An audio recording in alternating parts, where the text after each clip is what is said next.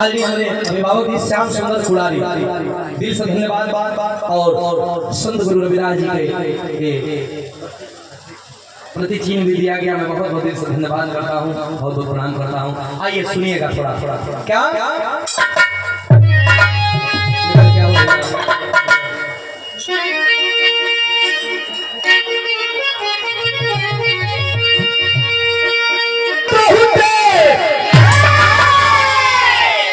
सर्वजन मतलब सिंचन भैया हर समाज में हर समाजों को लेकर के गीत चलेगी। कैसे अरे किस सर्वजनी में बहुत अरे गुड़ खान भाई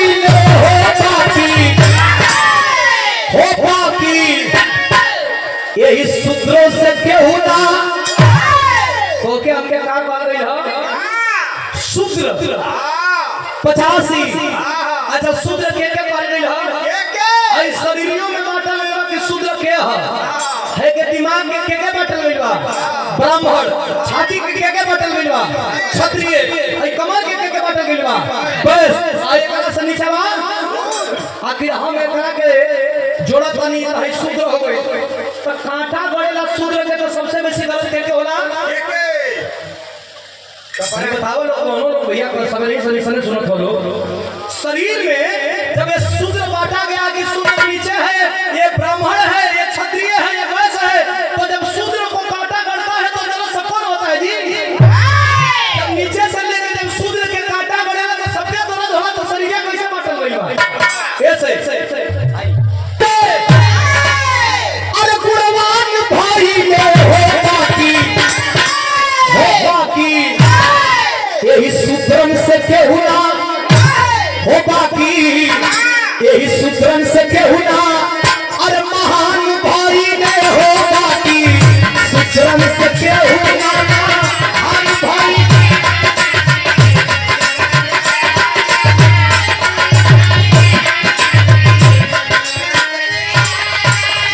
हम बात में कहत बानी कि हर जाति में महान बड़ा नहीं सन लिखे कि हमारा द्वारा में सबका में महान बड़ा, लेकिन शूद्र से बड़ा महान इस धरती पे कभी कोई नहीं हुआ।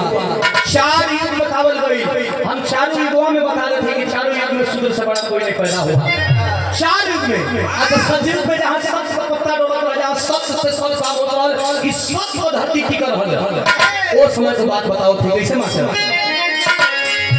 अरे राहु के पूजी रहले सतयुग को बात बताओ तो जब राहु केतु का नाम आवेला तो कुछ लोग कहेला हाथ देखैला कि तोरे हाथवा में गोरा घुसल बा। कौन गोरा हो भैया तनी बता देता तो गोरा बनावा राहु केतु के लोग गोरा बतावे ना। अच्छा कि पहले ये कहना हम हाथ में गोरा घुसल है, ये तनी गोरा घुसल है कि वो घरी को गोरा हम आज ले भोगत है। अच्छा तो ये लोग को गोरा को घुसेला जब तुम्हारा घरे हमारा घरे का लड़का पैदा भई तो भरी गोरा बड़ा जो घुसेला वो भरी अच्छा तो 85 का लड़का बड़ा जल्दी मूर में पड़े।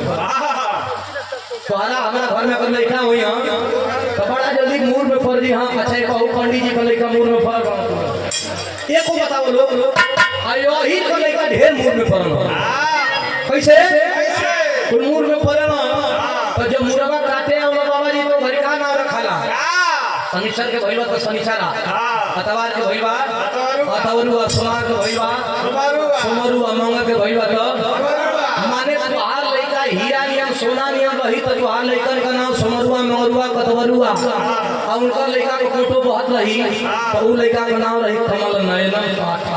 अरे बाप माने उ लइका भक मांगाता कमला पट्टी त्रिपाठी करे नाम रहे और तुहार लइका अच्छा तो हमारे गांव के मुझे जी का इधर नाम बिगाड़ देना हो तो मरी रहो 8 साल पहले जब लइका के देखला जब ओकर नाम रे कतवरुआ पहिना बन जाना था लइका बेकार बताबे ना पहले मोबाइल का सिस्टम ना रहे पहिना तो लइका देखना था आई प्रणाम करस कहीं के तो लइका हरे खाना तो हरे यही का नाम कतवरु कौन। हां अब कलेजा को बजट चल गई कि लइका का नाम पंडित जी बिगाड़ दिया भैया पंडित जी के बोले ना सबसे सस्ता उपाय मुआवे को बताओ मतलब क्यों मुआवे ना मुआवे का सबसे सस्ता उपाय बा कि बोले ना बाबा जी के सजाओ दही मन का दही सजाओ होले सजाओ दही बैठला के सिचर भैया दो कुर्सी लगना है आमने सामने आमने सामने कुर्सी लगवा के एगो बाबा जी के बिठा देना, एगो अपने बैठ गए। अब बैठ के पूछो नहीं हम अपना छोरी चले बंदूक चले खाली जाना थोड़ा सजाओ दरिया में गुड़ मिला के अपने खाऊं का पूछो ना, अपने खाऊं से हमें और हो कैसे हो मन में सोचो अपना छोरी साला ये भोजन हमारे लिए बनाया गया है, यही रखने खा रहा है, हमको कुछ भी नहीं रहा, वो हेड पर मर गया। आज ये पोस्टमार्टम रिपोर्ट में भी पता नहीं चली कि मरना ऐसे गरा का नाम बताओ ठीक है। अरे राहु के तूजी रहले, राहु के तूजी रहले ए भैया मूल निवासी,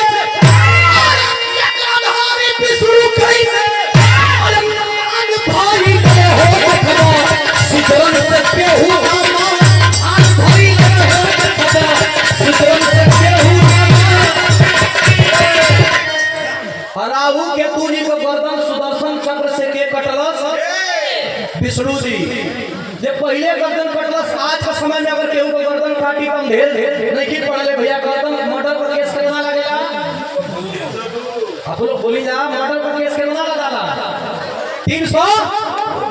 302 मुजरिम के भाई सूत्र का गर्दन काटे वाला, राहु केतु को गर्दन काटे वाला, निर्दोष का गर्दन काटे वाला विष्णु जी गर्दन कटना तो कौन सी कितना मुजरिम भइला 302 को मुजरिम भइला।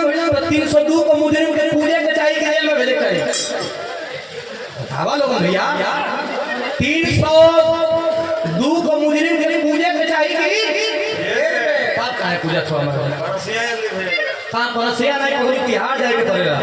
हां दूसरा का मुजरिम तनी को बड़ा ही वाला हम कैसे बात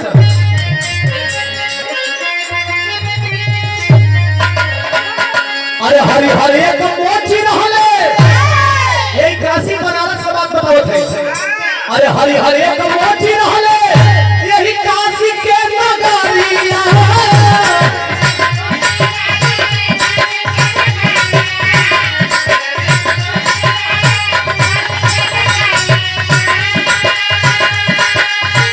गंगा के पत्थर में रखले जमुना घरिया,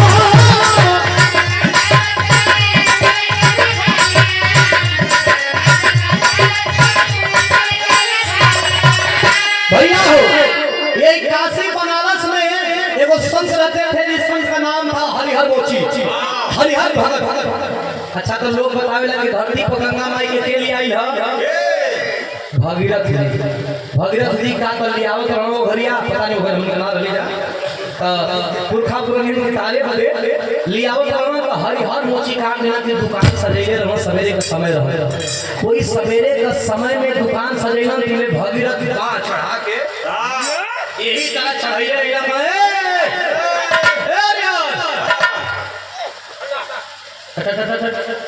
और यार मुझे कहना है भैया 1 घंटा लगा तो कन्या के सजावे में, फिर 1 घंटा लागे बंद करे में तनी गंगा जी के कह नहीं लगनी कगरिया के चल जा। और ये बात है लगना भागीरथ कहां चढ़ाओ के हई देखो जूता सिया वाला कहत बा कि कगरिया के चल जा। अच्छा तो हम जा तनी देख लीबा कुछ दूर गई नहीं या कुछ दूर गई ना पलट के देखना त गंगा माई का कहिया ता पता नहीं थे परेशान हो गई लोग बतावे अगर वेद के बात हुई तो हम वेद से बतियाओ थे। अच्छा जब मन बढ़ई भाई और ही के याद पड़ेगा तो कुछ सुधार करो ये गया में वो हमर बिरादर पहुंच गेला पीटा दान करा हेजा पैसा दा एगो वही में पहुंचा हम बुद्धि भी हम बैठकर बाकी परिवार से जाकर कहना तेरे मदे दादू जी देखा थे कि तो हाथ में चार जगह मेरे खेता है हमके का करे चाहिए हमारे बुद्धि लगावा।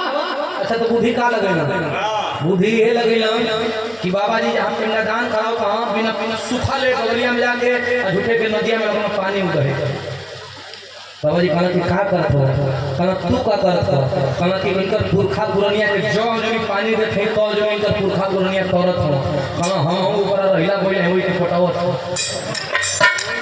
हैं पगले बा, कहना हां पगले काहे के हो, कहना तू का करत हो, कहना जो जमी पानी दे थे तो जो इनकर पुरखा पुरनिया के पानी जाके पहुंचत हो, कहता ऊपर रहिला कोई नहीं, हम को पटावत थी, कहना कैसे कहना इनकर बाबू माई कहां गई तो वजह से पानी पिया सकला नदिया के ऊपर हम रहिला कोई नहीं, हमार ना पड़ सकेला का वही दूर तू हाथ पे पटा डाला पिया डाला, हम थोड़ी दूर को ना पटा दे खा खाना भी ऐसे बतियाओ मत के बतियाते दूसरे लोग झगड़ा में कूदे मत इनके साइड साइड भैया कोई भगीरथ जी जब पीछे मुड़ के देखलन तो गंगा माई को कहीं पता नहीं थे, बड़ा ध्यान लगलन, कोई हरिहर मोची का कठौतिया में गंगा मैया आराम से बैठल बाड़ी, कहना केरे लिखल हूँ एक बार कहाँ बैठल हो, चल के पुरखा पुरनियन के तारे के है, कहना हम ऐसे ना जाई, वेद से बात बताओ थे, वेद से बात बताओ गई कि गंगा माई शंकर भगवान के बुलैली है, जब शंकर भगवान ने तो एगो वरदान मिलल, वरदान का मिलल भैया तो की सभी काशी के बात बा, अरे वही हरिहर हर हर कहा एक चोर और पकड़ाया जाता भैया, तुम ध्यान दिया लोगों ने, एक सेकंड गुरुजी, अरे वही हरि हर हर हर महा शंकर जी का वरदान देवे हम, कौन वरदान रहल, अरे वही हरि हर हर हर महा, अरे देव जी कहां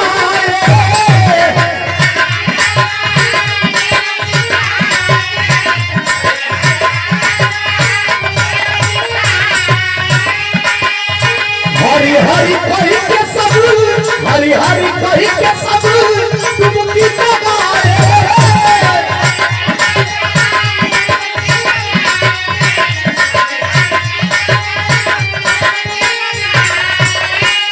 हरि हर मोची के कठौती में जब गंगा जी बैठली, बड़ा निवेदन के बाद शंकर जी अइलन तो शंकर जी वरदान दलन कि जे बनारस में आई हे हरिहर गंगा के बहरी निकाला, एक वरदान लेला कि जे बनारस में आई तो पहले कहे कि हरिहर गंगा आ नहीं तो हरिहर महा, ऊ तो कहलन कि हरिहर गंगे हरिहर महादेव, लेकिन चोरवा का कइलन हर हर गंगे हर हर, चोर पकड़लन कि नहीं पकड़लन, तो चोर के कहां जाए के चाहिए, ये चोर के कहां जाए के चाहिए, सीधे कैमूर वाला हुआ तो कह लो परसिया में दे, परसिया जेल में, माने वो तो कहना कि हरिहर गंगे हरिहर महादेव, लेकिन चोरवा को बदल दहन तो कहना कैसे,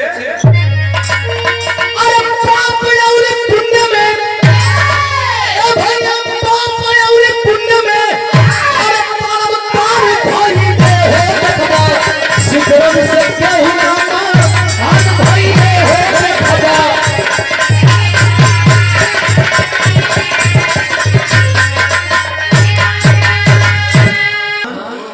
कुंभ स्नान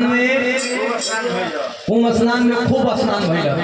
अच्छा तो हम घर में पकड़ले बनी, हम वीडियो भी सब देखले बनी कि कुंभ में वही पाप कटल बा जेकर पाप अनजाने में भइल, जैसे जैसे सुकर बनी घुमली का चुटी दबा गई तो ओकर अनजाने का पाप कहीं भी माफ बा, और सुकर बनी के ओकर दबाई बा तो कुंभ में उजा का तरनियों में माफ होखे वाला ऊपर ही माफ होखे वाला दुनिया में कोई माफ ना हो। अच्छा देखो औरी लोगन एगो भविष्य देखे वाला बाबा मां का करे हां कि कुंभ में जे मर गई वो भगवान के मिल गई। आदमी सन्यासी काहे बनेला, भगवान के पावे बदे। तो जब कुंभ में मरला से भगवान मिलत रहन तो सबसे पहले देश के कुल बाबाओं को मर जाएगा कभिया कि बाबा भगवान के पावे बदे तपस्या में लीन होना, आ कुंभे में मर गया से जब हमरे 2 महीना में बढ़िया चल रहा। हम तो कहले कि बौआ दो मोइलो को पुण्य मिलत रहल ना जाना का लोग मोइला को बड़ी पुण्य मिलल तो लोग पिछवा गेला 5-6 साल इंतजार कर। हां आई बने हाय हमने सुनीता शूद्र समाज का व्याख्या कैसे मत, अरे शूद्र कुल में जन्मा, शूद्र कुल में जन्मा, अरे ये कर्तव्य पूरा कर दिया,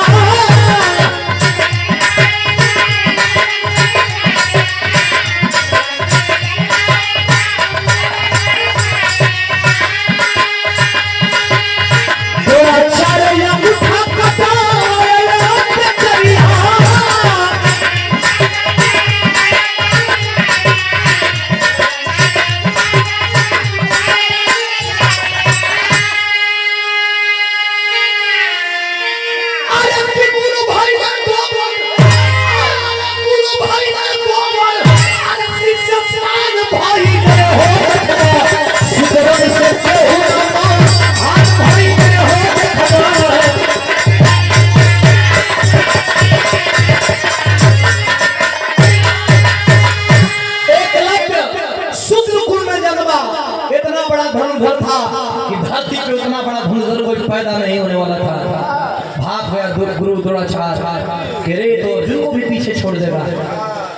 गुरु दक्षिणा में अंगूठा मांग लिया। जब अंगूठा मांग लिया तो उसी अंगूठा से चलाने वाला तीर बिना अंगूठा का एकलव्य हताश और परेशान हो गया। इसलिए मैं कहता हूँ कि जिसे सामने से नहीं मारा जा सकता उसके साथ छल कर दो, खुद ब खुद मर जाएगा।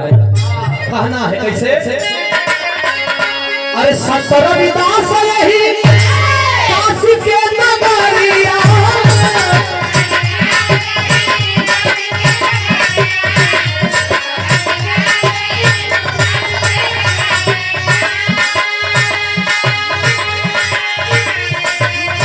भोगी पाखंडी हरे पंडा पुजरिया,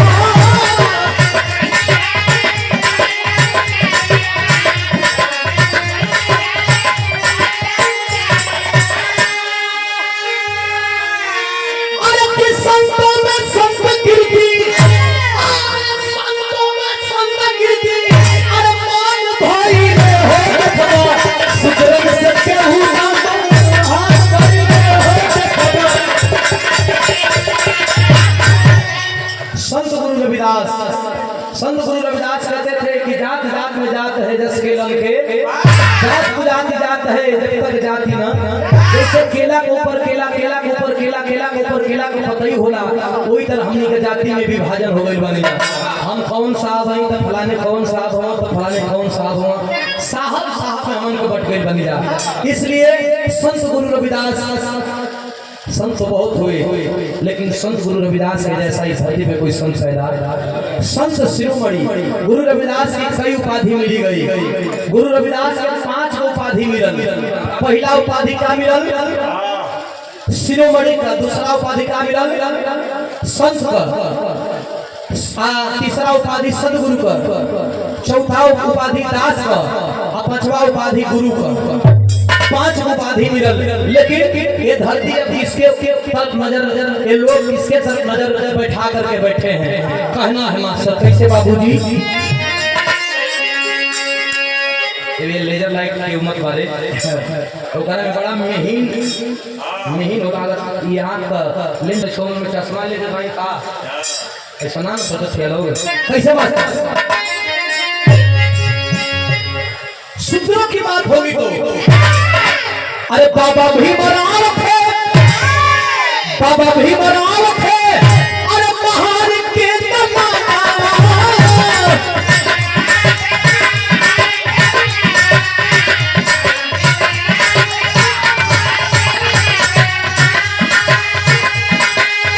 माई भीमबाई के गोविंद के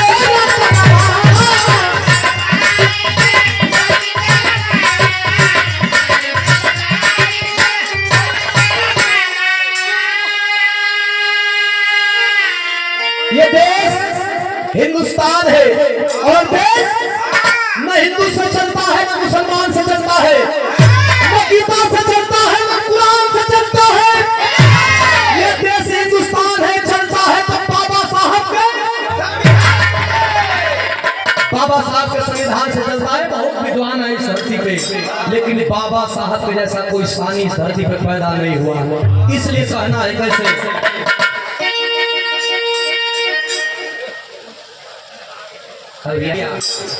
कैसे? अरे किस सब पे शास्त्र आगे, सब पे शास्त्र आगे, विधान भाई ने हो जगवा, सुतरन सत्य हुआ हाय भाई ने हो जगवा। इस धरती पे बाबा साहब के बाद अगर कोई आया, पूरा किया तो एक आदमी को भी लोग बैठे और राजनीतिक दल से विरोध करने वाले भी लोग बैठे हैं। गाना की अंतिम लाइन है, बाबा साहब के अगर किसी ने कमी पूरा किया बहुजन समाज के लोगों को, 85 के लोगों को, तो मित्रों गांठ बांध के सुनिएगा, मैं जिनका नाम लेने जा रहा हूँ। कैसे? अरे बाबा साहब के पास, बाबा साहब के पास ए बाबू कांसी राम आई,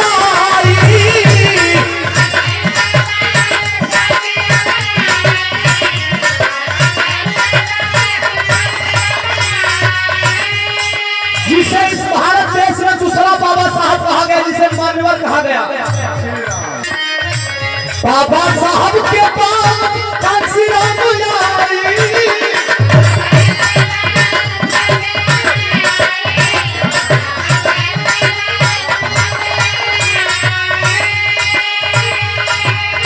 सुतना